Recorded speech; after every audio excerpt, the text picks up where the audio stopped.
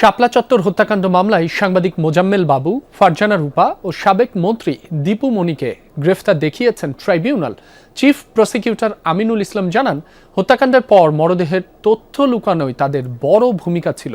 Tribunal ২ জানিয়েছে, কুষ্টিয়ায় ৬ হত্যা মামলায় হাসানুল হক ইনুর বিরুদ্ধে যে কোনো দিন রায় ঘোষণা করা হতে পারে। সিলন টি রপ্তানিতে শীর্ষে। শাপলা চত্বরে হেফাজতের মহাসমাবেশে হত্যাকাণ্ড মামলায় বৃহস্পতিবার ট্রাইব্যুনালে হাজির করা হয় সাংবাদিক মোজাম্মেল বাবু, ফারজানা রূপা ও সাবেক মন্ত্রী দীপু মনিকে। এই হত্যাকাণ্ডে মরদেহের তথ্য লুকানো এবং ষড়যন্ত্রের অভিযোগে তাদের গ্রেফতার দেখানোর আবেদন করে প্রসিকিউশন, যা আমলে নিয়ে তাদের কারাগারে পাঠান ট্রাইব্যুনাল ১।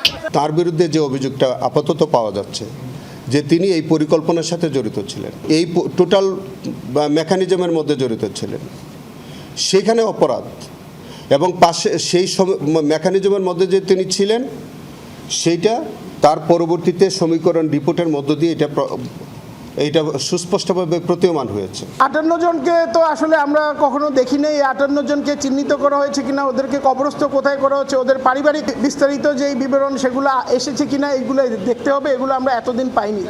আরেকটা ঘটনা হচ্ছে, ওনারা এরকম অনেক জিনিস আমরা দেখছি যেগুলো আমাদের কাছে মনে হচ্ছে বানোয়াট। এদিকে জুলাই আন্দোলনে মানবতা বিরোধী অপরাধ মামলায় সাবেক তথ্যমন্ত্রী হাসানুল হক ইনুর মামলায় যুক্তিতর্ক শেষ হয়েছে। যে কোনো দিন রায় ঘোষণা করা হবে জানায় ট্রাইব্যুনাল ২। চিফ প্রসিকিউটর বলেন, জুলাই আন্দোলনে ইনুর ভূমিকায় ন্যায় বিচার চায় রাষ্ট্রপক্ষ।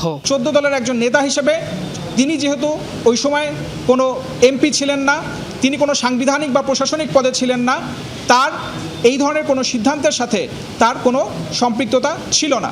জঙ্গি ট্যাগ দিয়ে, জঙ্গি কার্ড খেলার নামে সাধারণ ছাত্র জনতাকে হত্যা করার যে পরিকল্পনা ছিল এবং যে হত্যাকাণ্ড হয়েছে, সেই বিষয়টা পরোক্ষভাবে এবং প্রত্যক্ষভাবে অনেক কথাবার্তার মধ্যে দিয়ে সেটার সুস্পষ্ট প্রমাণ এসছে।